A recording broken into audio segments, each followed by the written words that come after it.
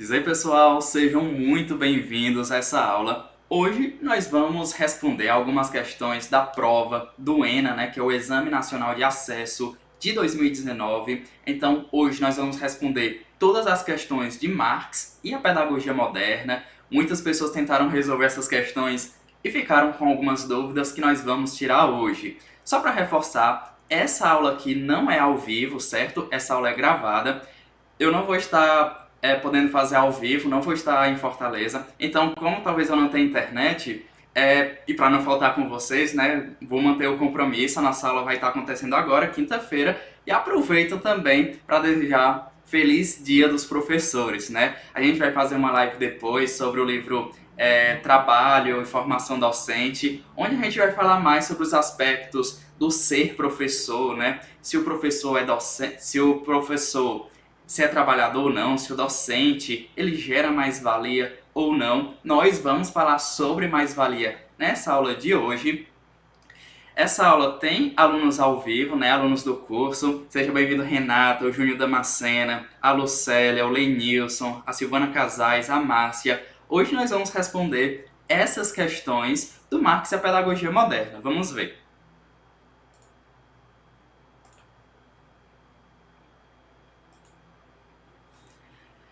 Para acessar as provas, gente, vocês podem acessar boraprender.com.br/provas-anteriores-prof.ept, certo? Vocês conseguem baixar aqui o Exame Nacional de 2019, de 2018, de 2017, tanto a prova como o gabarito, né? Para quem ainda não conhece a prova, esse é o nosso caderno de provas.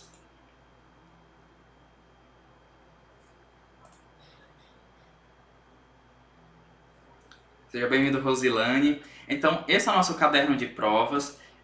As questões, elas são colocadas de forma aleatória, ou seja, não são 5 questões de Marx, depois 5 de Mares e Ramos, não. A prova, ela vem bem misturada. Sim, são 5 questões para cada obra, e o Marx e a pedagogia moderna, ele foi cobrado na questão 3, na questão 4, na 16, que foi anulada, na 37 e na 42, que nós vamos responder hoje. E aí, para conferir o gabarito, né, vocês acessam aqui o gabarito e conseguem ver o gabarito que foi utilizado para corrigir a prova.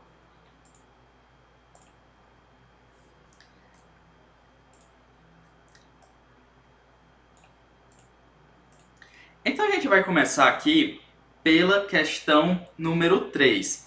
Ela de começo, ela já gera muita confusão, porque ela vai precisar lá daquele conceito, o que é marxista, o que é marxiano, o que é, né, o que se refere diretamente a Marx, o que se refere diretamente aos estudiosos de Marx. Então, vai ser extremamente interessante você entender que marxiano é aquilo que é diretamente relacionado a Marx. É aquilo que foi escrito por Marx, aquilo que é autógrafo, né, de Marx.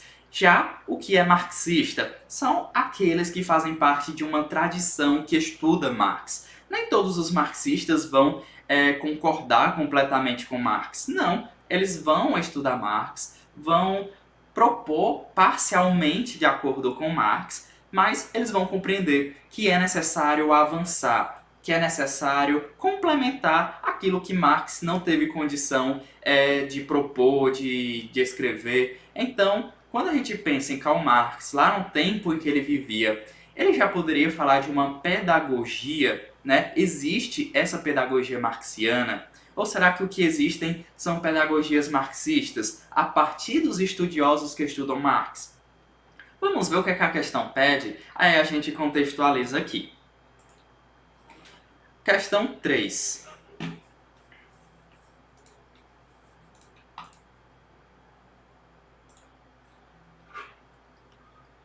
A gente vai com bastante calma, porque é para vocês entenderem como deveria ter sido a análise dos candidatos que fizeram, né, a prova em 2019.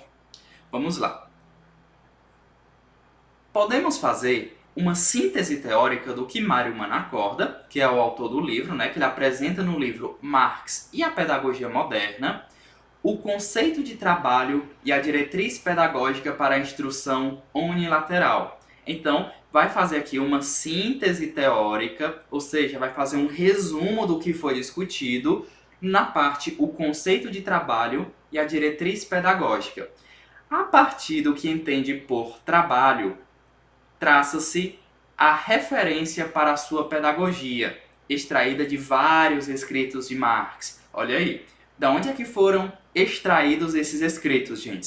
Da obra de Marx, em diálogo com outros autores, como Engels, Lenin, o próprio Gramsci, né? Então, este estudo procura recuperar o Marx não dogmático, porque vai ter toda uma questão do dogmatismo, que era a questão de cumprir muito rigidamente determinadas concepções do trabalho e infância, né? Que são as discussões que tinha-se naquele tempo.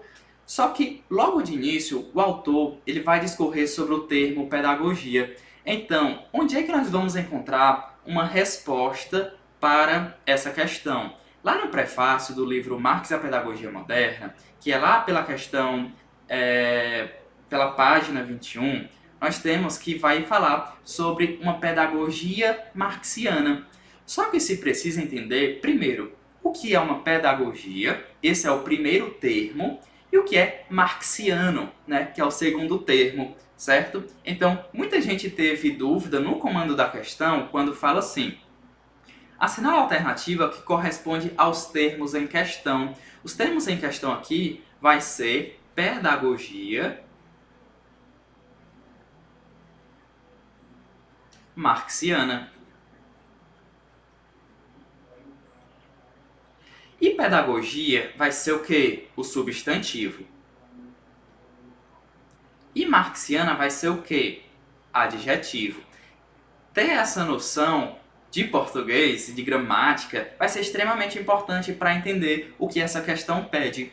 Quando você fala de uma pedagogia, né, que vai ser o estudo das ciências da educação, das formas de ensinar deve ser integrado com o trabalho ou não. Então, pedagogia vai ser um substantivo.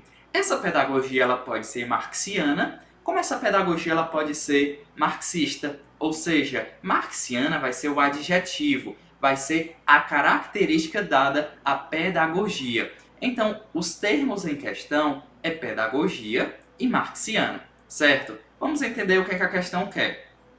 Vai trazer aqui um trecho do livro Marx e a Pedagogia Moderna, lá do prefácio. Então diz o seguinte: quanto ao se deve entender por pedagogia, que vai ser o substantivo, o tema sempre pode ser discutido, e tanto, mas embora não exclusivamente, em relação àquele adjetivo. Qual é o adjetivo que a gente está falando, gente? O termo marxiano. Só que a questão não traz essa informação. Por isso era importante ter lido, né, o prefácio lá do livro. Se é verdade que ainda hoje alguns autores se sentem obrigados a iniciar seus tratados pela discussão sobre se a educação é uma arte ou ciência, se a pedagogia em geral deve ser uma filosofia da educação, isso aí ele está falando, né, das discussões sobre pedagogia. Se a pedagogia em geral deve ser uma filosofia da educação e quais relações deve ter, né, com outras ciências, como a psicologia, a sociologia, a biologia. Então trouxe esse trecho para falar que a discussão aqui é sobre o termo pedagogia. Aí a questão continua. O segundo termo, que no caso é o termo marxiana, né, que é aqui o segundo termo, o primeiro termo é pedagogia. O segundo termo é marxiana. O segundo termo deriva de uma postura que vem em Marx, um dogmatismo não autorizado. Olha aqui, o segundo termo deriva de uma postura que vê em Marx. Não está vendo nos autores que estudam Marx, está vendo em Marx, o próprio Marx, né? Esse dogmatismo não autorizado. Então, a primeira versão do livro é de 66, antes da queda do Muro de Berlim. Só que, contudo, nele já se empregam os termos dentro dessa nova perspectiva. Qual é essa perspectiva? Esse dogmatismo não autorizado, que vai ser uma concepção trazida aí por Marx. Então, assinale a alternativa que corresponde aos termos em questão. A gente está falando de educação unilateral? Não, em nenhum momento a gente estava falando de educação unilateral, né? A gente não estava falando de nada sobre isso. Estava se falando sobre uma educação libertária? Implicitamente sim, porque quando a gente fala muito desse dogmatismo, a gente está se referindo às educações libertárias que são mais de um viés capitalista, de um viés liberal, né? Então, também não, porque os termos em questão não se referem a isso. É uma pedagogia marxista? Na verdade, gente, toda vez quando a gente está falando sobre as obras de Marx, uma postura de Marx, né, nesse dogmatismo não autorizado, tudo que se refere aqui, que Manacorda vai trazer, é sobre pedagogia marxiana. Toda essa discussão do livro é sobre pedagogia marxiana. Porque o que é que o livro quer trazer? Existe uma pedagogia trazida por Marx, né? Então, o que corresponde aos termos em questão é pedagogia marxiana, certo? Então, quando a gente diz aqui que a síntese teórica do Manacorda apresenta aí o Marx e a pedagogia moderna, né? Traz a referência pedagógica extraída dos escritos de Marx, então logo a gente já consegue compreender que é uma pedagogia marxiana, que são os termos em questão que são discutidos lá no prefácio. No prefácio, vocês não vão ver nenhuma discussão sobre pedagogia marxista, certo? Mas sim sobre pedagogia marxiana, que corresponde aí ao item D. Nessa questão, gente, ficou alguma dúvida? Vocês podem mandar aqui nos comentários que eu tô vendo vocês, certo? Não vendo vocês, né? Vendo o que vocês estão mandando aqui. Seja bem-vinda a Dalva, a Renata, a Adriana Guedes, o Ednei Bastos, a Roseneide. Então, gente, entender a diferença de marxista e marxiana se mostra importante aqui na resolução dessa prova, mesmo que a pessoa não tenha lido o prefácio lá do livro de Marx, dá para ter uma noção. Mas para a gente não ficar com dúvida, eu separei para vocês o prefácio aqui.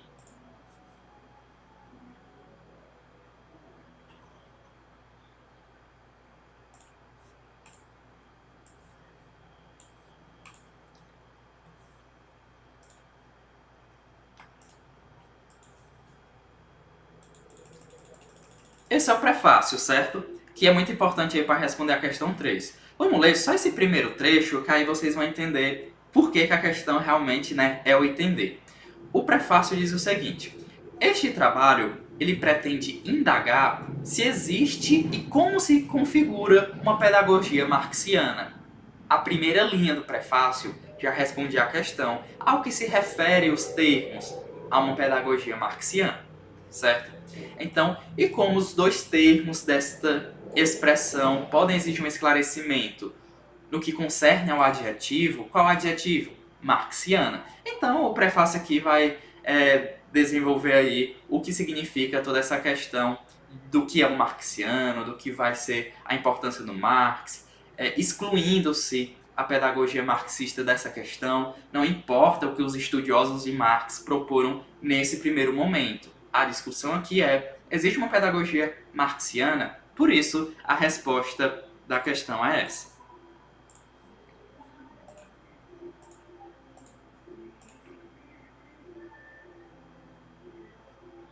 A Lucélia falou o seguinte, que a questão, ela citou autores marxistas, né? Então induziu a confusão, com certeza.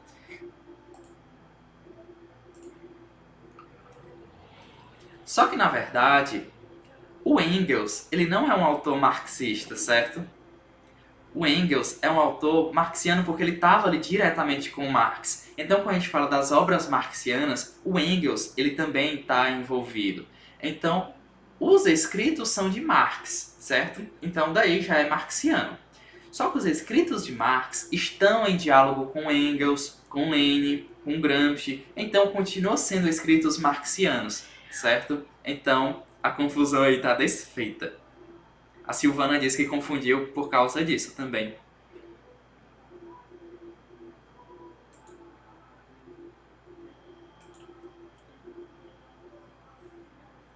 Vamos à próxima questão, gente?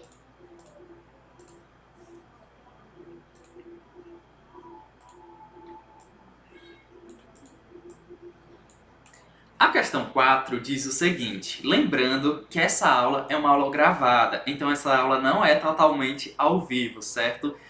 Hoje é quinta-feira, dia do professor, eu reforço parabéns aos professores, eu não pude estar totalmente ao vivo no dia de hoje, quinta-feira, mas eu deixei essa aula gravada para não quebrar aí a nossa rotina de estudos, então a gente está resolvendo essas questões da prova do ENA, que é o Exame Nacional de Acesso do Prof. EPT. Aqui na questão 4 diz o seguinte, Marx diz que a ideia ou abstração é a expressão teórica da base material da sociedade. O que seria, gente, a base material da sociedade? É a indústria, é a fábrica, são os modos de produção, é a forma como o capital ele produz a sua produção, né? A base material da sociedade hoje é capitalista, né? Porque ela desenvolve aí o método de produção toyotista, poderia ser fordista, taylorista, como foi no passado. Então, a questão 4, ela nos traz aí um trecho lá da página 158 e 159 e diz o seguinte: a passagem do reino da necessidade, o reino da necessidade para o reino da liberdade é sugerida pelo incremento do conhecimento, leia-se educação tecnológica ao trabalho.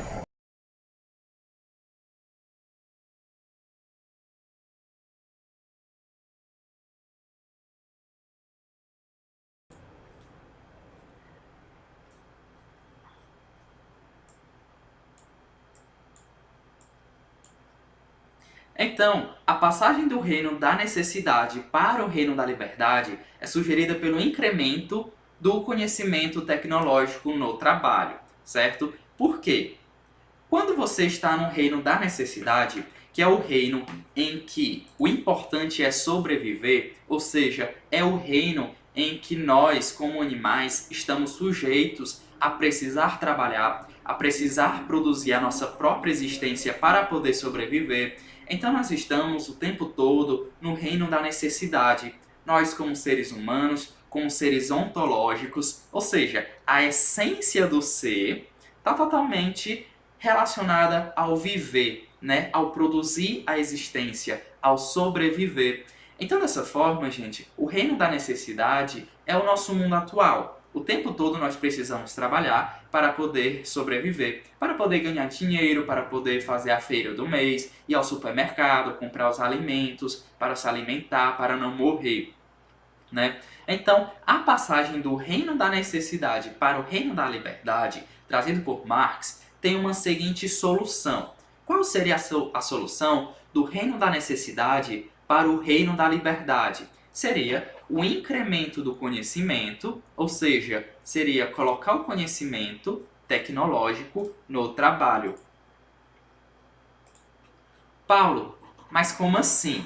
Ora, eu posso pegar uma máquina e essa máquina fazer o serviço que os trabalhadores fariam. Mas não é isso que acontece no toyotismo, como a gente viu, né, em outras aulas? Não foi isso que a máquina fez? O pior, gente, é que não. Porque no modo de produção toyotista, né, no regime de acumulação flexível, com as bases da microeletrônica, tem máquina, tem computador, tem equipamentos movidos a chip, a microchip, a eletrônica, né? Eletrônica avançada. Só que tem um detalhe. Todas essas máquinas, elas foram colocadas, sim, nas indústrias, nas fábricas, nas empresas. Só que o trabalho humano não diminuiu. Diminuiu no sentido de demitiram os funcionários para ficarem apenas com as máquinas, certo? Só que aqueles trabalhadores que permaneceram, continuando com as suas funções, eles não tiveram tempo de trabalho reduzido para que eles pudessem fruir bens culturais, tempo livre para satisfazer seu próprio lazer. Não. Então, o reino da liberdade, ele não foi alcançado com a maquinaria que foi trazida aí pelo regime de acumulação flexível, com a base da microeletrônica. Então, o que é que o Marx vai dizer? Que o reino da necessidade, ele existe porque nós precisamos o tempo todo estar produzindo a nossa existência, só que do reino da necessidade para o reino da liberdade há um caminho, E esse caminho seria, segundo aqui a própria questão, um incremento do conhecimento tecnológico, ou seja, da educação tecnológica no trabalho, tornando esse trabalho mais produtivo. Esse trabalho vai produzir muito mais em menos tempo. Se produz em menos tempo, o trabalhador ele não precisa mais trabalhar às 12 horas, não precisa mais trabalhar às 8 horas de trabalho. Agora a máquina não é mais produtiva? Então, o trabalhador, em vez de trabalhar às 8 horas, ele pode trabalhar 4. E os outros 4, ele vai poder fruir de bens culturais, outras satisfações, vai poder aproveitar o seu tempo livre da maneira como quiser, certo? Mas é isso, gente, que acontece hoje em dia? Não. Se tem 8 horas de trabalho, a ideia é que as 4 horas fosse de trabalho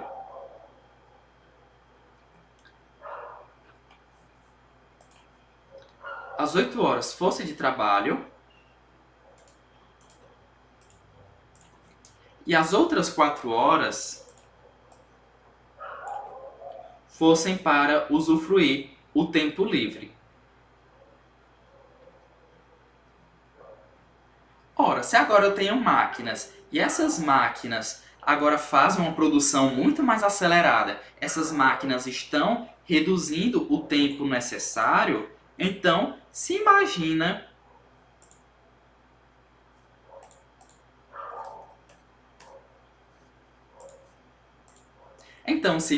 que agora o trabalhador vai ter mais tempo livre, né, para estar usufruindo do seu tempo, usufruindo do lazer. Mas é isso que acontece hoje em dia? Não. Se a máquina vem e produz o dobro, o trabalhador ele vai continuar trabalhando, ele vai continuar precisando estar vendendo a sua força de trabalho, às vezes trabalhando mais do que se tivesse sem a máquina. Então, esse tempo, gente, ele não vai ser livre de jeito nenhum. Então, o reino da liberdade ele vai estar flopado, né? O reino da liberdade aí vai estar renegado a esse trabalhador.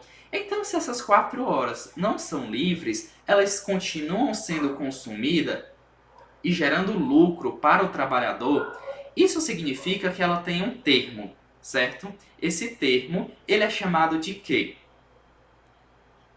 Deu para contextualizar? Agora vamos para a questão do jeito que a questão está.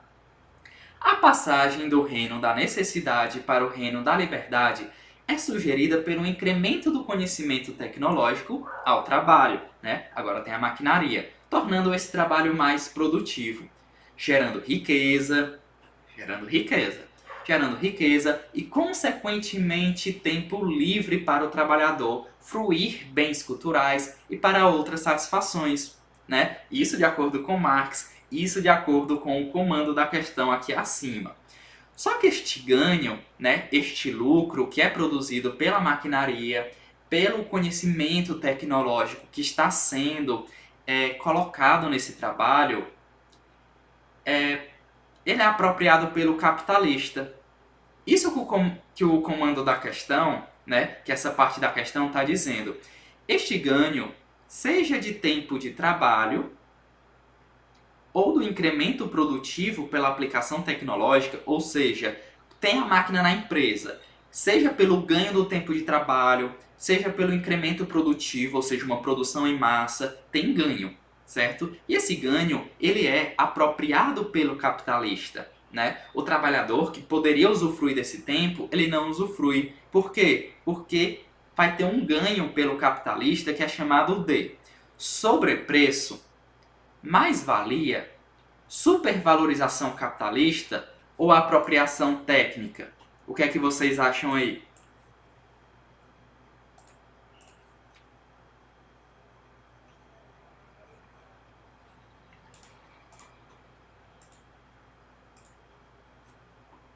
Se eu trabalho numa fábrica, numa indústria, durante 8 horas, chega uma máquina que reduz o meu tempo de trabalho para 4 horas, mas eu continuo trabalhando 4 horas a mais, ou seja, é como se eu estivesse trabalhando o dobro, mas eu recebo o mesmo salário, eu tenho o mesmo tempo livre, alguém está ganhando nessa superprodução, né? Nessa sobra de produção aí. E aí é o capitalista que está com este ganho, seja de tempo de trabalho, seja pelo incremento produtivo que agora se ganhou.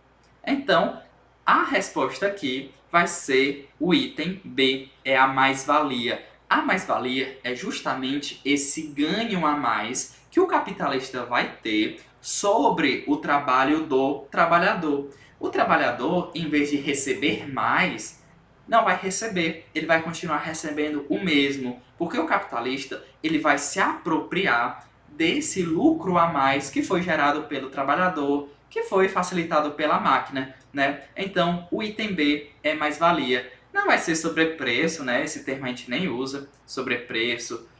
Supervalorização capitalista, não existe esse termo assim nas bases conceituais da educação profissional, mas seria um termo que de fato faria sentido, né? O capitalista tendo uma supervalorização.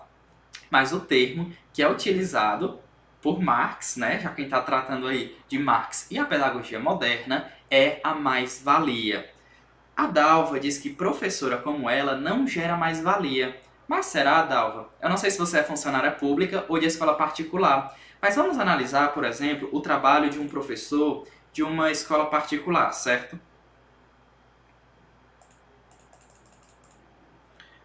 Vamos ver. Um professor particular, né? Nós temos aqui uma turma, e essa turma, ela tem vários alunos. Cada X desse é um aluno. E nós temos aqui o professor. Certo? E nós temos a escola. Meus desenhos são ótimos, né? Escola. Vamos lá. Essa aqui é a sala de aula. O professor, vamos imaginar, ele ganha R$3.000 por mês. Cada aluno desse, vamos imaginar uma escola particular onde o valor da mensalidade seja R$500, seja R$1.000. Vamos colocar que o aluno paga R$1.000. Se a gente tem 10 alunos, então nós vamos ter aí 10.000 de faturamento. Se tem 20 alunos, nós temos 20.000.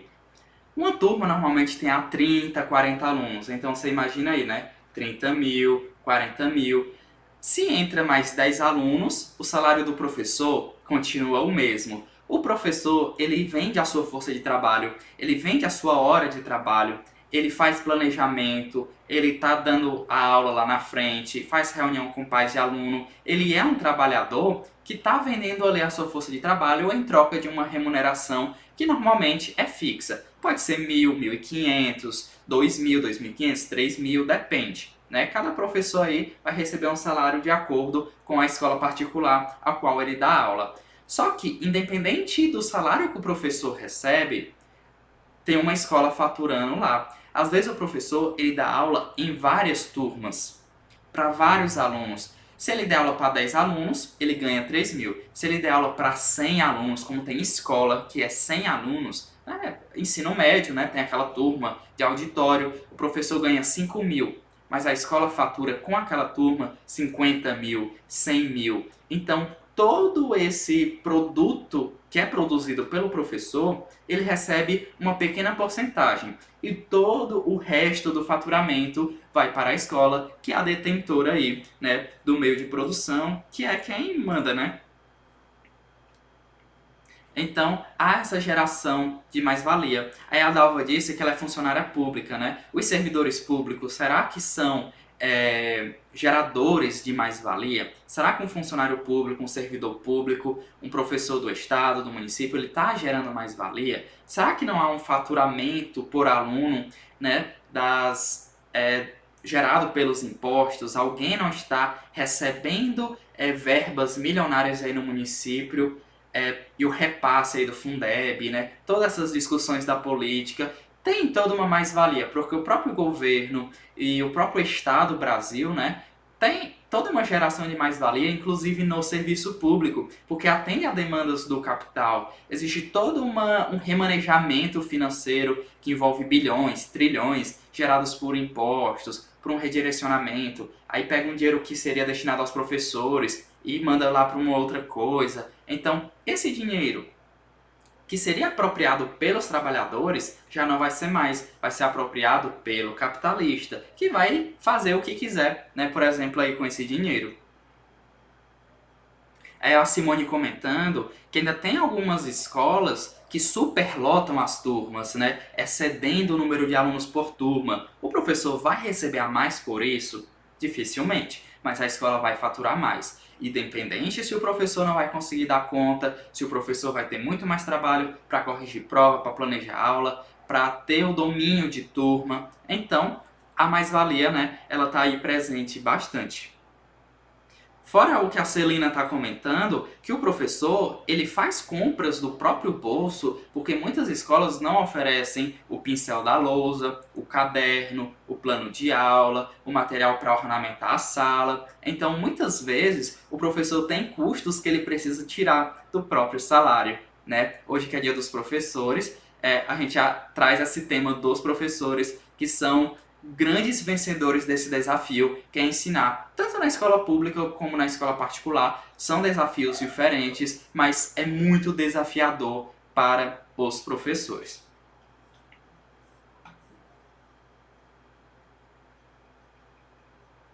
O Ednei comentando que o tempo que o professor passa elaborando e corrigindo prova, se fosse distribuir os 60% do Fundeb por cada professor, ia dar muito maior que o salário, né? Realmente tem toda essa discussão. Fora que os professores que trabalharam em casa tiveram que pagar a internet, como a Gislele está comentando, notebook, o celular, o webcam, o microfone, o que precisar o professor teve que arcar, né, gente? Vamos agora para a questão 5. A questão 5, desculpa, vamos para a questão para a questão 16, certo? Porque a questão 16 ela foi anulada, mas a gente vai trabalhar essa questão aqui também.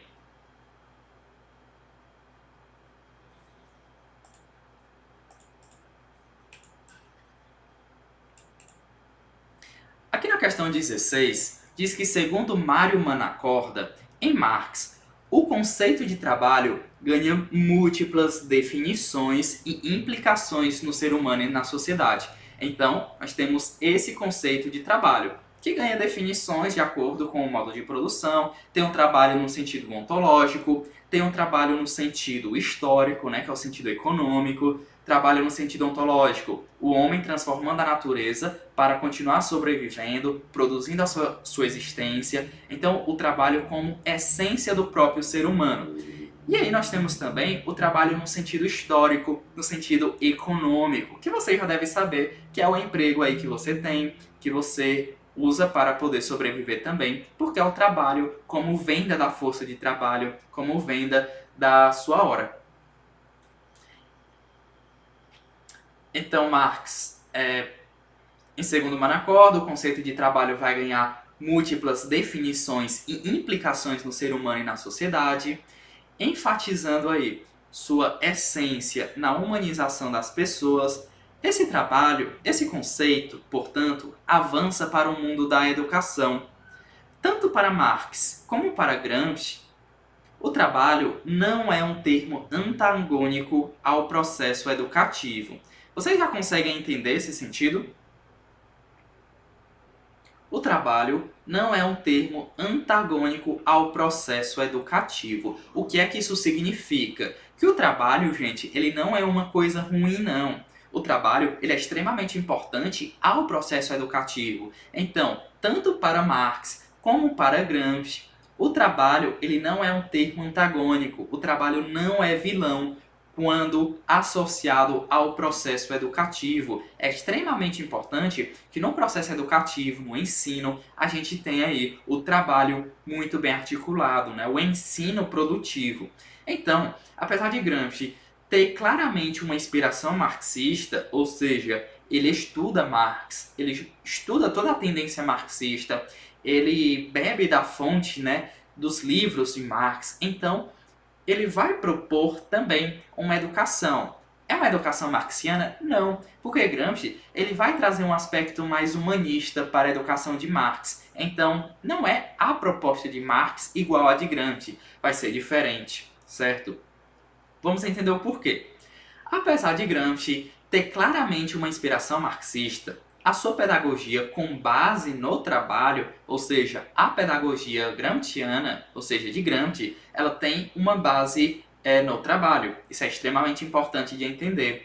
Só que a sua pedagogia com base no trabalho possui diferença daquela, bem como das demais pedagogias. Então, aqui a gente já tem uma informação importante que pode vir a ser cobrada na próxima seleção também. A pedagogia de Gramsci é diferente da pedagogia de Marx, certo? Elas são parecidas, elas têm uma pedagogia com base no trabalho, né? O trabalho como princípio educativo, a pesquisa como princípio pedagógico, mas não são a mesma coisa, não, tem diferença. E essa questão, ela está exatamente focando nas diferenças entre uma pedagogia em Gramsci e uma pedagogia em Marx. Então vamos ver aqui. Tem uma inspiração marxista, uma pedagogia com base no trabalho, possui uma diferença dessa pedagogia marxista e também das escolas profissionais de ofícios, né, que são bem tecnicistas, ou mesmo das escolas em que o trabalho tem uma função amadora, uma função snob, né, que esnoba o trabalho no sentido como princípio educativo. Ela usa o trabalho no sentido bem amador, no sentido bem snob, no sentido bem tecnicista. Então, esse é o sentido que Gramsci não vai ter. É uma educação diferente.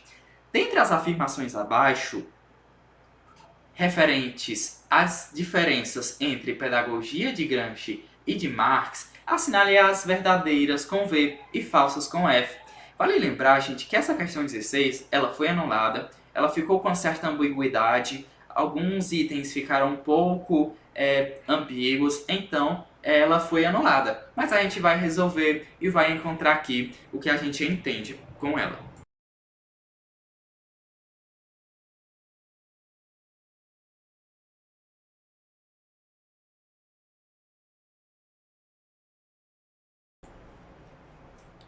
Vamos lá? Deixa eu subir aqui.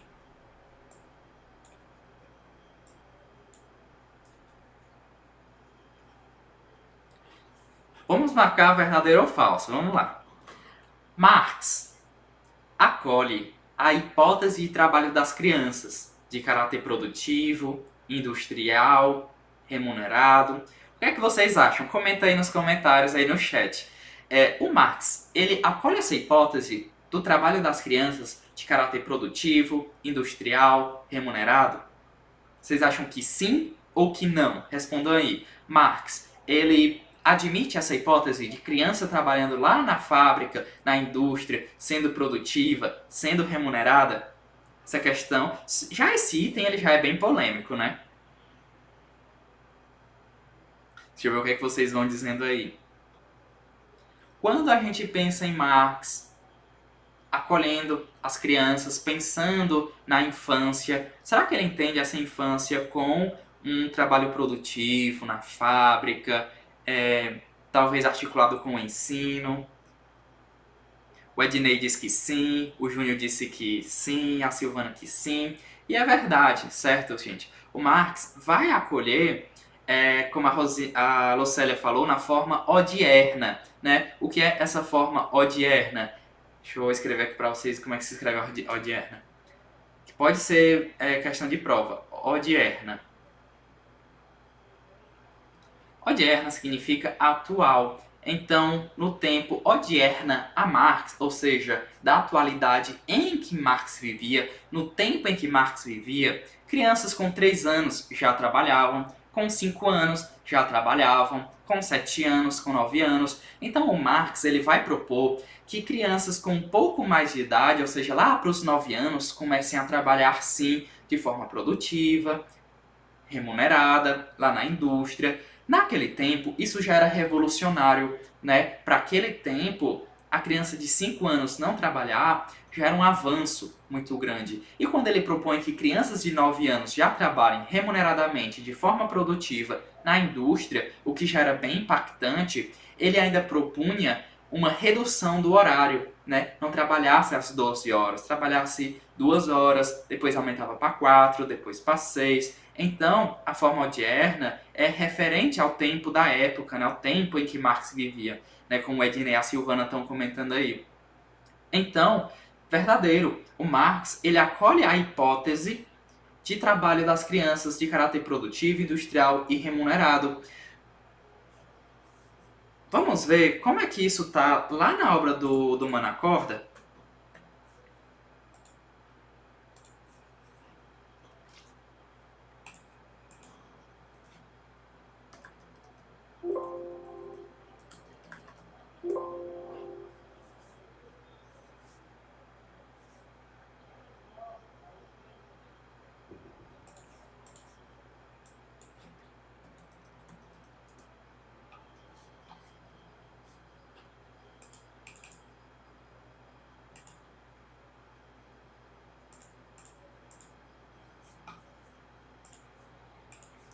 Eu separei aqui para vocês conseguirem compreender quando se traz essa questão, né, do conceito de trabalho para Marx, acolhendo essa hipótese, gerou muita controvérsia. Inclusive, a própria questão ela foi anulada, certo, gente? Não apenas por essa questão, porque...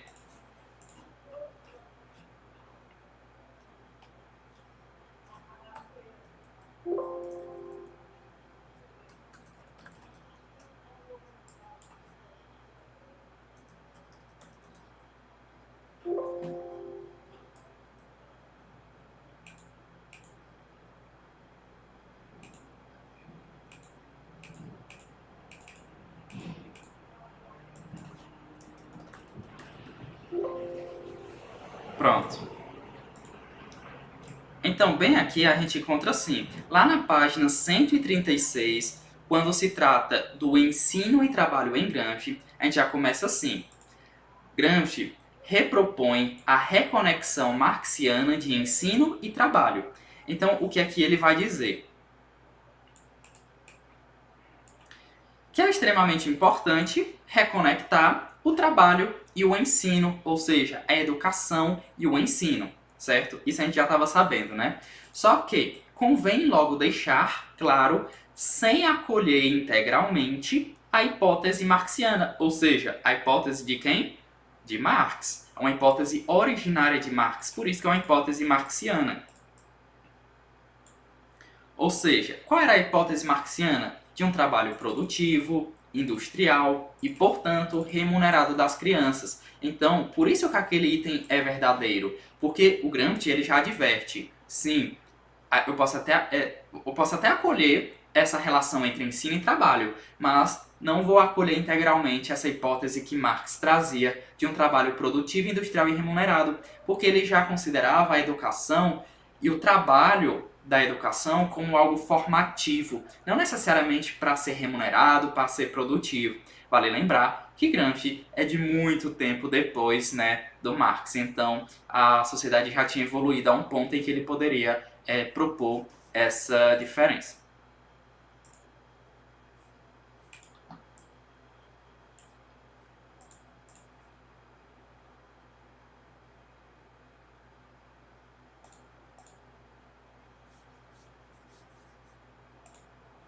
Vamos lá voltando para os itens. Então, o nosso primeiro item aqui, ele é verdadeiro. O trabalho é um elemento constitutivo do ensino em Gramsci, certo? É o que o item nos traz aqui. O trabalho é um elemento constitutivo do ensino em Gramsci. O que é que isso significa, gente? Significa que o ensino gramsciano ele vai ter como constituinte, ou seja, vai ser constituído por quem? Pelo trabalho. Pelo trabalho e ensino. Então, o trabalho é um elemento que faz parte dessa educação, dessa pedagogia gramsciana, da mesma maneira como é o perfil prático do ensino tecnológico em Marx. Esse ensino tecnológico que seria a politecnia. Lembrando, politecnia é uma educação física, intelectual e tecnológica. Então, da mesma maneira como o trabalho constitui o ensino em Gramsci, o perfil prático do ensino tecnológico se constitui em Marx. Então, a gente também tem isso lá no texto, certo?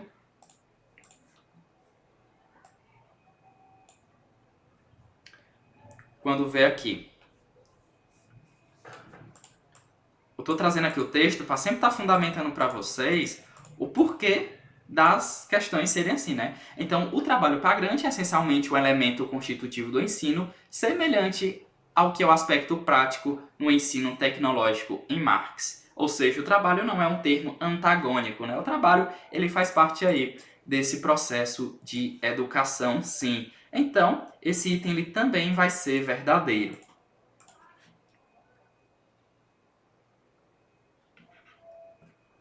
Então, nós já temos aí verdadeiro, verdadeiro.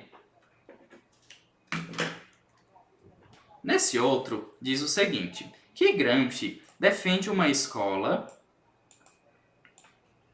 dos operários em que os elementos tecnológicos eles sejam preponderantes para o domínio da maquinaria e de todo o processo produtivo, secundando a cultura geral. E aí, o que é que vocês acham disso? Vocês que já estão conhecendo mais o Gramsci aí. Ele defende o ensino e trabalho? Sim, porque o trabalho é um elemento constituinte quando se trata de ensino.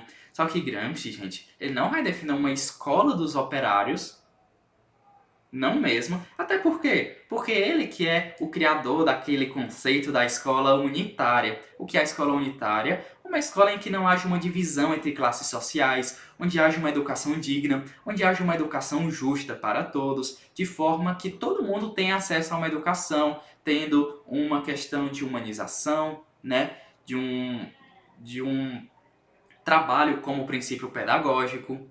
Então, dizer que Gramsci defende uma escola dos operários, né, que já é bem divisor, né? É bem fragmentado, né? Em que os elementos tecnológicos sejam preponderantes, a gente já vê que não é verdade, é mentira, certo? Porque ele vai ter como preponderante os elementos culturais, os elementos humanizantes, porque é extremamente importante ter o trabalho como um princípio pedagógico, ciência, trabalho e cultura muito bem articulados. Então dizer que ele defende uma escola para o domínio da maquinaria e do processo produtivo, secundando a cultura geral ficando para depois desse domínio da maquinaria, é falso, né? E por último, diz que Gramsci defende o trabalho como elemento unitário nos níveis iniciais, bem como elemento distinto profissional nos níveis ulteriores da escola. O que é que isso vai significar? Que ele defende o trabalho como um elemento unitário nos níveis iniciais, sim. O que são os níveis iniciais? Vamos imaginar que seja tipo o ensino fundamental, né? Então nós temos o trabalho como elemento unitário. Nós vamos apenas trabalhar sem ser numa indústria, na fábrica, produtivamente, remuneradamente. Não. É o trabalho como prática, como ciência, como cultura, como ação humanizadora. Então, Gramsci vai defender o trabalho assim. Então aqui está verdadeiro.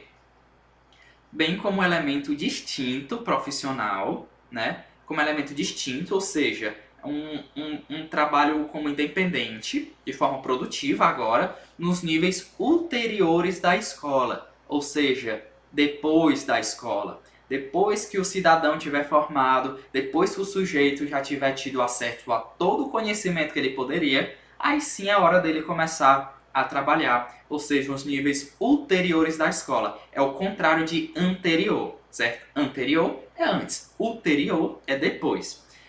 Então, esse item também é verdadeiro. Então fica aí, verdadeiro, verdadeiro, falso, verdadeiro. Então, a gente marcaria aqui o item A. Só que essa questão teve muitos recursos, ela foi anulada lá pela Comissão Geral do Prof. EPT.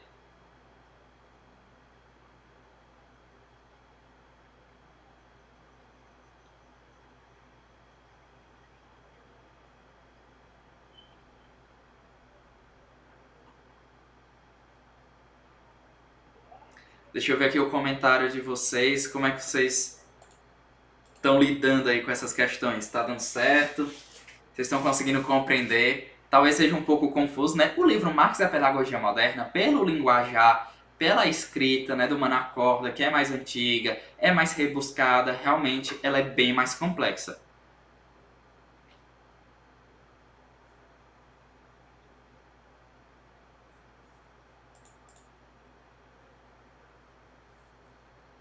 A outra questão, gente, é a questão 37, que estava lá na prova, né, no Exame Nacional de Acesso de 2019, e também se refere ao livro Marx e a Pedagogia Moderna, que faz parte aí da bibliografia para o exame de 2020.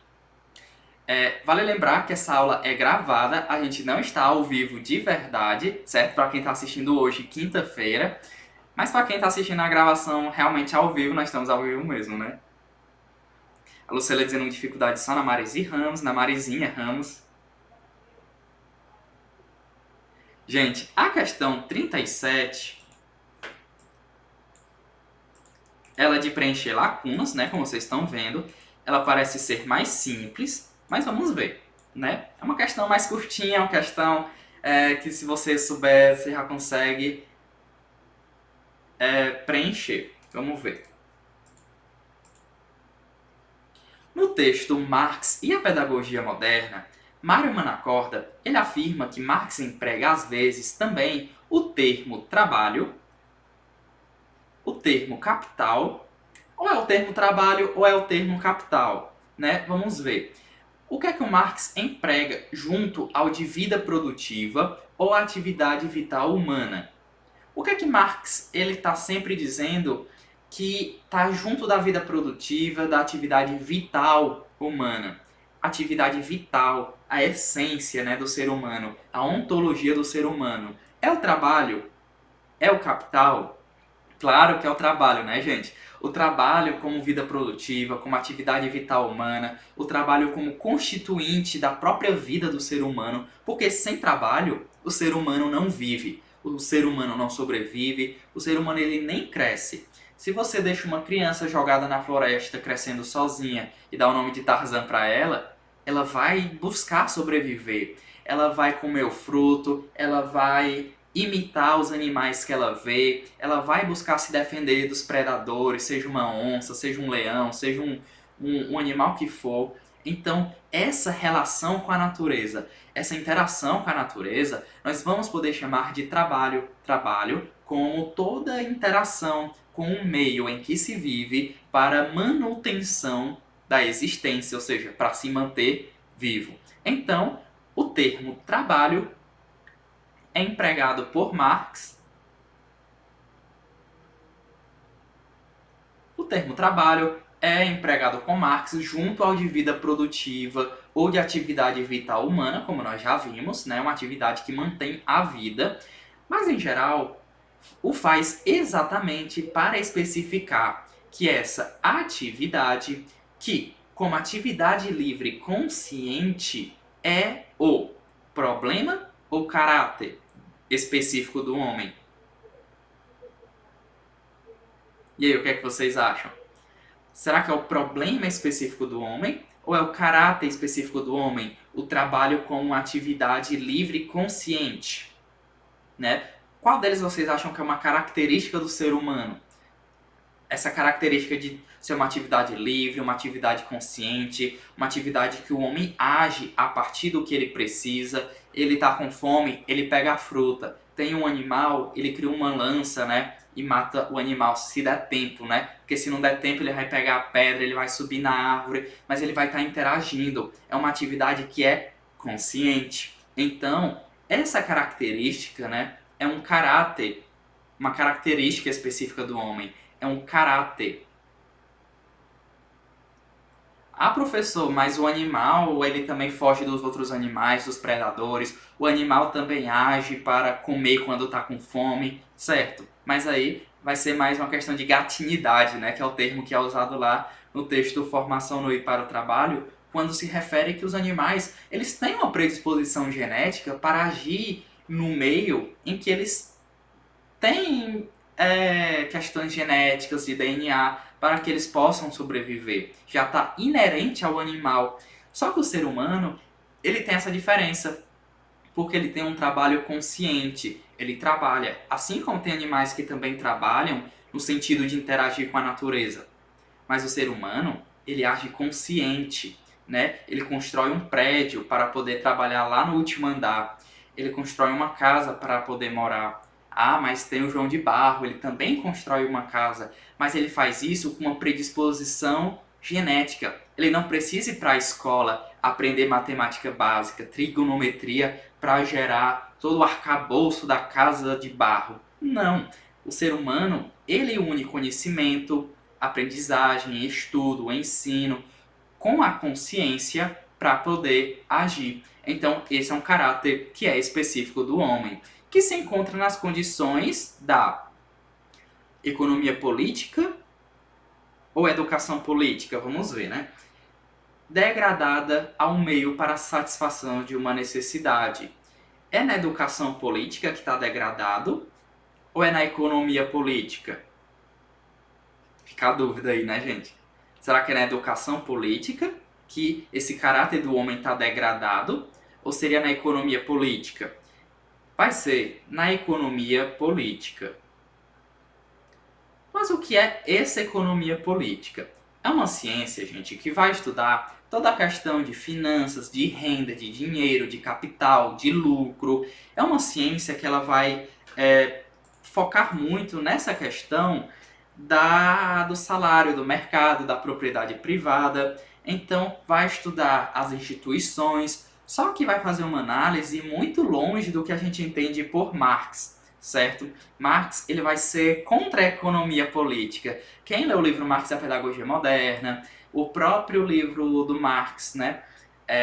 Ele vai trazer muito essa crítica à economia política, a essa forma de encarar o mundo. Enquanto Marx vai entender que existe uma divisão de classes, um vai se apropriar de forma exploratória de outros seres para produzir o seu lucro, a economia política vai fazer uma leitura extremamente diferente, certo? Então não tem nada a ver aqui com a educação política, não. Então nós temos aqui trabalho,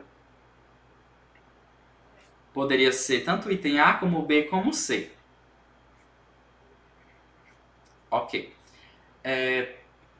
O caráter específico do homem, né, que é essa questão da consciência. Então nós temos aqui o item B e o item D. Então fica aí essa dúvida. Aliás, eu apaguei errado aqui. Saí riscando, risquei tudo. Nós temos o item B e o item C. Um diz que é economia política e outro diz que é educação política. Se você não soubesse o que era economia política, você ia ter que chutar. 50% de chance de acertar ou de errar. Você acertou o mais difícil. E o que economia política, né? Que é a ciência que estuda as relações de lucro, mercado, iniciativa privada, apropriação privada dos meios de produção. Não é o que Marx vai concordar. Então Marx vai dizer que a economia política, nessas condições da economia política, está degradada ao meio para a satisfação de uma necessidade, né, dos capitalistas. Então nós temos aqui o item B, que satisfaz aqui todas as lacunas. Então a questão 37 é o item B.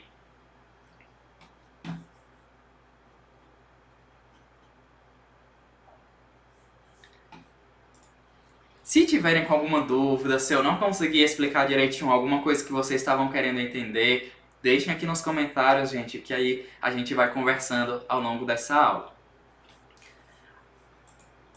A questão 42 já vai dizer o seguinte.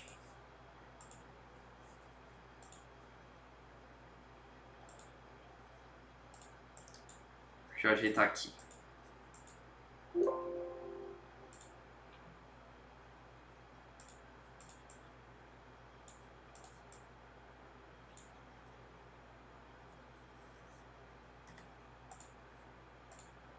Pronto. Vamos lá. A questão 42, ela fala o seguinte, que o Mário Humano acorda citando Marx, né? Vocês estão percebendo, né? Começou pela questão 3, foi para a questão 4, foi para a 37, passou pela 16 também, agora a 42, que é a nossa última questão sobre Marx e a pedagogia moderna no Exame Nacional de Acesso de 2019. Quer baixar a prova? Entra em boraprender.com.br, vai rolando a página, lá tem a bibliografia, você pode baixar todos os textos, tem as provas anteriores com gabarito, basta você acessar e baixar a prova lá. Na questão 42, diz que o Manacorda afirma que a concepção do ensino tecnológico exprime a exigência de fazer adquirir conhecimentos de bases científicas e tecnológicas da produção e a capacidade de manejar, ou seja, de usar, os instrumentos essenciais das várias profissões. Então, o Manacorda aqui vai dizer, citando Marx, que a concepção do ensino tecnológico. O que é esse ensino tecnológico? É exigir, que o aluno conheça as bases científicas, conheça as bases tecnológicas da produção, ele consiga manejar, mexer, controlar os instrumentos de várias profissões, que ele não fique preso a uma única profissão. Isso é, de trabalhar conforme a natureza, Você como ser humano. Na natureza você não aprende apenas a fazer uma coisa, você aprende várias coisas. O ser humano, ele é um ser por conta própria unilateral. Ele tem vários lados que podem ser formados.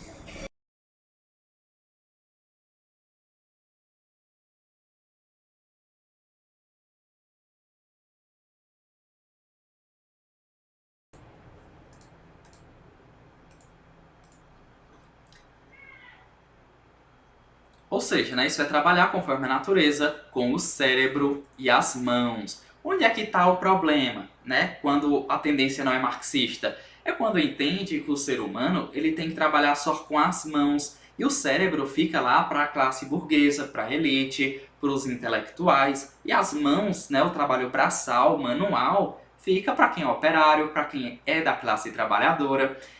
E aí, gente, trabalhar com o cérebro e as mãos corresponde à plenitude do desenvolvimento humano. Ou seja, se você consegue manejar instrumento para várias profissões, você tem uma concepção de ensino tecnológico, onde você tem conhecimento das bases científicas, você tem acesso a muitos conhecimentos, você vai chegando aí a uma situação em que você não trabalha só com a mão. Você trabalha com o cérebro, com o intelecto, com o mental e com as mãos, o manual, o braçal. Isso corresponde ao desenvolvimento humano pleno, uma plenitude. Vamos lá para o comando da questão. Desse modo, Marx se contrapôs à proposta burguesa, ou seja, ele foi contra a proposta burguesa de educação tecnológica. Por quê? Imaginem aí, a educação tecnológica para os capitalistas, claro, sim, os alunos têm que aprender a mexer nas máquinas, a ter um manejamento dos instrumentos para a profissão. Mas aí é um trabalho manual, um trabalho fragmentado, um trabalho braçal, sem nenhum tipo de aporte teórico, nenhum aporte de conhecimento. Então o sujeito ele meio que vira uma peça ali da engrenagem, Ele quase não é visto como humano, mas sim como um funcionário mesmo, como um operário, Vamos ver o que é que os itens vão nos trazer aqui. Marx se contrapõe à proposta burguesa de educação tecnológica que compreendia. Vamos ver o que é que a proposta burguesa compreende. É isso que nós vamos precisar encontrar aqui. Primeiro, a educação das crianças pertencentes às classes trabalhadoras deveriam ocorrer em instituições educativas reservadas ao desenvolvimento humano. Será que a proposta burguesa diz que as crianças proletárias elas têm que ir para instituições educativas que são reservadas ao desenvolvimento humano? Não, Com certeza não. Era no sentido de operário manual. Para ser um operário, precisa aprender filosofia, história, sociologia, matemática avançada, isso e aquilo? Não. Precisa aprender as técnicas para operar a máquina, precisa aprender as técnicas para manusear aquilo que é preciso na fábrica ou na indústria. Então, o item A aqui, a gente já vê que está errado.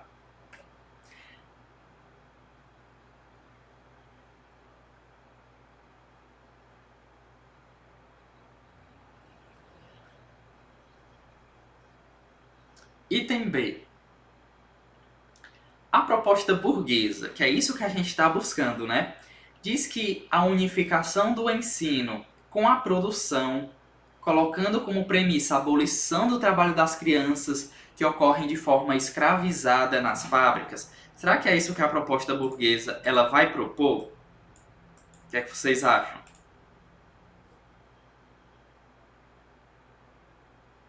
Com certeza não, né? Muito pelo contrário. O capitalismo em si, se ele pudesse, as crianças estariam trabalhando a partir dos 5 anos de idade, sim. E isso acontece, né, de forma muito velada em países como a China, em fábricas clandestinas no Brasil. Crianças a partir dos 5 anos estão trabalhando de forma deplorada, né? De forma... Aí você deve imaginar assim, ah, mas eu quando era criança eu já trabalhava, ou então a criança tem que trabalhar assim. O que está sendo defendido aqui, tanto por Marx como por Gramsci, é que sim, desde a infância, o trabalho deve fazer parte da vida da criança. Mas não a criança trabalhando dentro de uma indústria, mexendo nas peças da caldeira, apertando o parafuso cortante da peça lá do carro. Não, não é esse tipo de trabalho produtivo dentro da indústria que deve ser direcionado para a criança, mas sim o trabalho de forma que desenvolva essa criança não apenas na teoria, mas também na prática, né? Uma teoria com uma prática muito bem articuladas. Se a indústria tivesse o poder de fazer isso, de colocar as crianças para trabalhar de forma legalizada, assim fariam, com certeza. Né? Isso não acontece porque houve avanços na questão da humanização e hoje em dia a gente ainda vive rebuliços com relação a várias temáticas polêmicas aí que vocês devem compreender e tem tudo a ver com questões políticas também, mas no sentido do trabalho infantil nós já tivemos imensos avanços. Então, a proposta burguesa não está querendo abolir a forma escrava nas fábricas, não. Então o item B, ele também está errado. Já o item C vai dizer que a proposta burguesa é um ensino profissional universal que consiste em adestrar o operário em tantos ramos de trabalho quanto possível, olha aí, para fazer frente à introdução das novas máquinas ou mudanças na divisão do trabalho.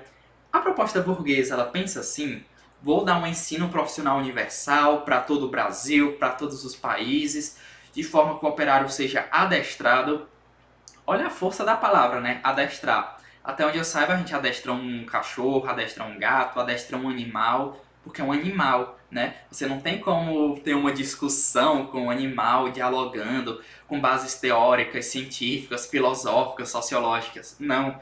É uma questão de reforço positivo, reforço positivo, reforço negativo, né? Um condicionamento operante lá da psicologia, dos autores que tratam disso, John Watson. Então, quando você fala em adestrar um operário, você sente nas palavras que é como se você estivesse focando em treinar um operário para ele fazer aquela ação de uma forma sem pensar. Então, isso em quantos ramos forem possível, né? Frente às novas máquinas. Será que é isso que a burguesia quer? Que a indústria quer? O capitalismo, né? Dentro desse sistema do regime de acumulação flexível, onde o sujeito é multitarefa, o sujeito é polivalente, tem essa fluidez entre um trabalho e outro, tem que fazer várias tarefas ao mesmo tempo. É isso que a burguesia quer? Com certeza. Então, o item C já está correto. E para a gente finalizar a aula, a gente vai ver aqui o porquê que a D não estaria correta. A proposta burguesa é uma restituição às classes artesãs e campesinas de uma forma superior de ensino ligada às novas e avançadas relações de produção.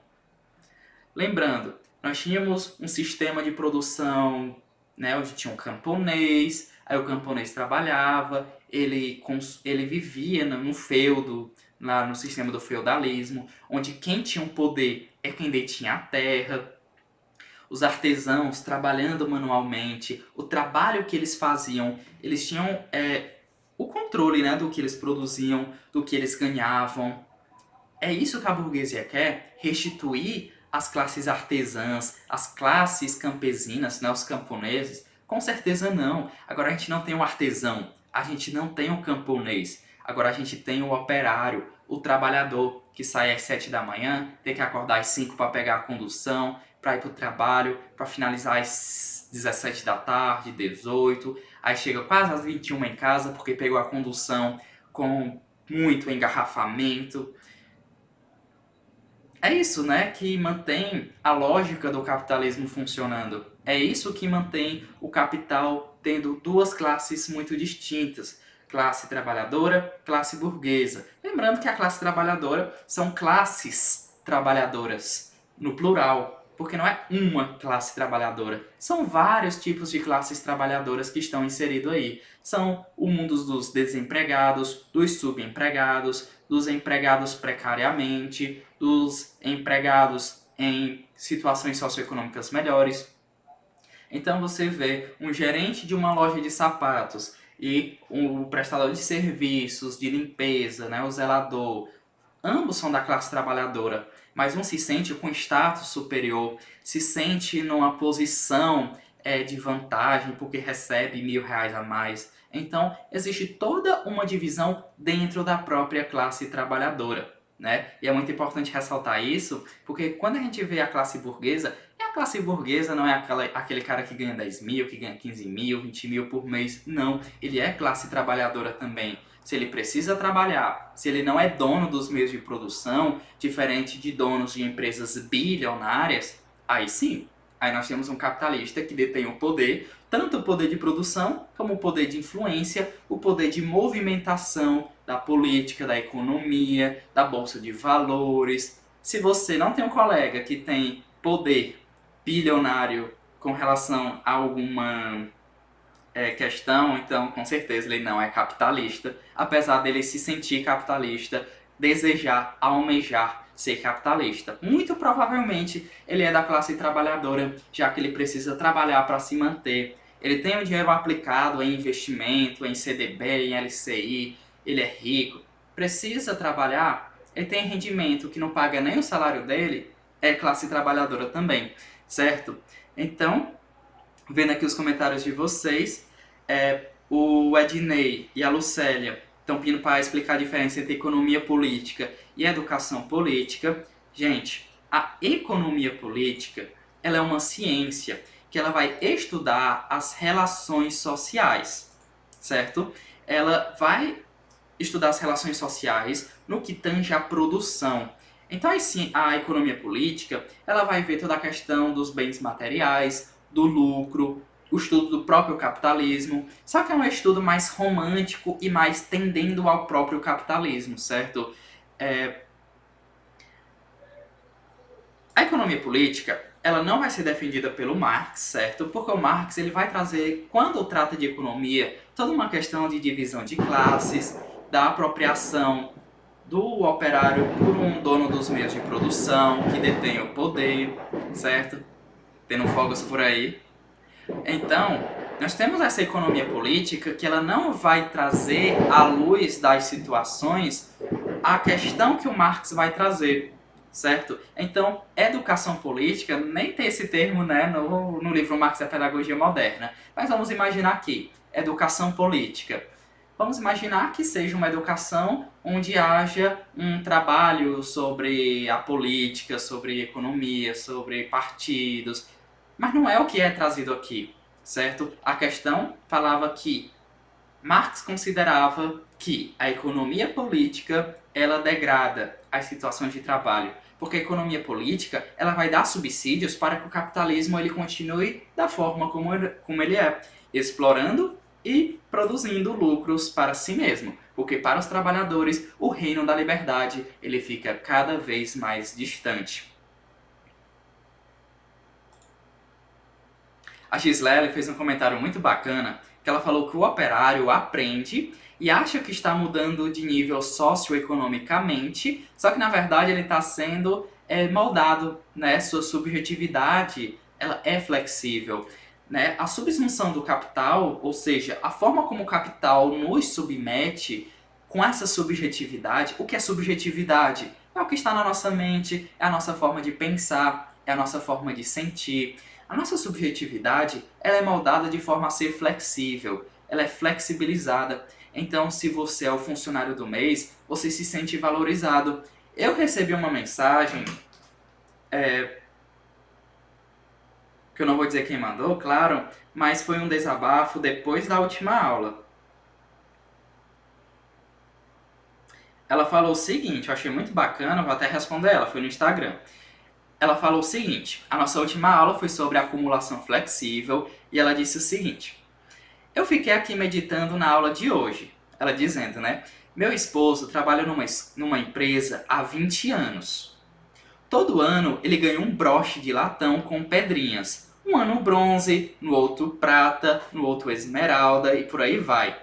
As empresas dão esses broches como prêmio para o funcionário que trabalhou com mais economia de gastos durante o ano. Ou seja, quem economizou mais lá na produção, quem diminuiu os custos, ganha no ano um broche. Ou de bronze, ou de prata, ou de ouro, depende, né, do ano e do nível lá do funcionário.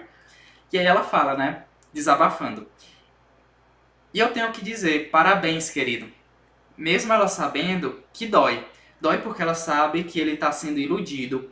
Todo ano, além de ser explorado, ele ainda fica feliz porque está ganhando esse broche, né? Ele está sendo iludido. Todo ano fica feliz sendo explorado, deixando o patrão com menos gasto. Então, essa é uma subjetividade que é flexível, que ela foi moldada. Então, a nossa colega que assistiu a live, eu não sei se ela está aqui hoje, assistindo ao vivo, mas ela comentou, todo ano ele recebe um broche, seja de latão, seja de bronze, de prata. Quem ganha esse prêmio, né? Quem economizou mais, quem deu mais lucro para o patrão. Ele trabalha na empresa há 20 anos e ele se sente extremamente feliz porque ele recebeu o broche, né? E ela tem que dar os parabéns para ele, mas sentindo toda a dor de quem já abriu a mente e já entende que isso aí não é tão bacana assim, não.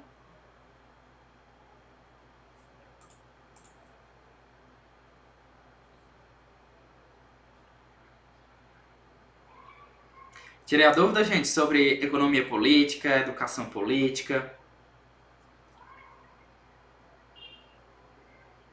Olha, vi aí que vocês iam chutar errado, né? A primeira questão que falava dos marxistas e marxianos. Você viu outros autores sendo citados, aí você achou que seria marxista. Gente, espero que vocês tenham gostado bastante dessa aula, que vocês tenham conseguido compreender como foram, né, as questões do Exame Nacional de Acesso, da seleção do mestrado em Educação Profissional e Tecnológica, ou ProfEPT. Essas questões podem cair de novo? Não, muito difícil. Mas o trecho, o tema que foi discutido pode ser abordado de uma outra maneira. O que era uma questão errada aqui pode ser uma questão considerada verdadeira, uma questão de verdadeiro ou falso. O que nós tratamos aqui pode ser abordado em um outro contexto. Tudo é possível nessa prova, certo? Para você que é professor, feliz Dia dos Professores, certo? Com certeza, uma profissão que é muito desafiadora, que tem muitos obstáculos, que é extremamente cansativa, que é desgastante, merece com certeza os nossos aplausos, merece o nosso carinho, né? Eu fui professor da escola pública durante alguns anos, sei da dificuldade que é dar aula na periferia, em uma escola onde a própria comunidade, onde os próprios pais não reconhecem o valor da educação, não reconhecem o valor do professor, às vezes não reconhecem o valor do próprio filho, que deveria estar lá muito empolgado para estudar. Só que esse aluno, muitas vezes vai para a escola com uma demanda muito importante, que às vezes é matar a fome, né? Então ele não está pensando em aprender trigonometria, não está ansioso para estudar equação de segundo grau, aprender como diferenciar denominador de nominador, né, numa fração, numerador e denominador. Então o professor ele acaba precisando lidar com um público que não quer aprender, ensinar o que é necessário porque é exigido pelo patrão, seja a escola pública, seja a escola particular, tem que atender a várias demandas de vários lados, com várias dificuldades. Então, com certeza, é uma profissão que merece muito respeito, ainda mais nesse tempo de pandemia, onde o trabalho do professor ele foi flexibilizado, o professor se tornou ainda mais multitarefa, polivalente, precisou aprender às pressas a como dominar a maquinaria, né? Então a gente vê aí muita similaridade com o que nós estudamos aí nas bases conceituais da educação profissional. Muito obrigado pela presença de vocês. Quem está assistindo hoje é dia 15 de outubro. Parabéns, feliz dia dos professores se você não é professor. Parabéns também porque você está assistindo essa aula rumo à seleção do Prof. PT.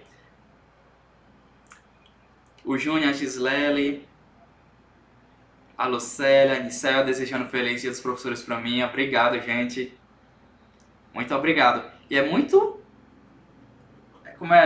alegre para mim, como professor, ter alunos como vocês que sempre estão predispostos, né, a estudar. Eu sei que a rotina de vocês não é nada fácil, é extremamente puxada, seja pelo trabalho do dia, seja pelas demandas em casa, seja pelo fazer o jantar agora à noite, cuidar dos filhos, atender as demandas que são necessárias, fazer o planejamento da aula online, participar da reunião pedagógica. Se você tem outras profissões, sempre tem a demanda e você ainda tirar um tempo para estudar, com indefinições de data da prova, precisando reconectar a mente com as bases conceituais e você está aqui, com certeza você é digno de muitos parabéns e de um orgulho meu, né? Eu fico extremamente orgulhoso aí de vocês. Gente, até a próxima quinta-feira, certo? Vejo vocês na próxima aula e vou deixar lá no grupo VIP no Telegram e no grupo da mentoria o tema da próxima aula ao longo da semana, certo? Gente, boa noite e até mais!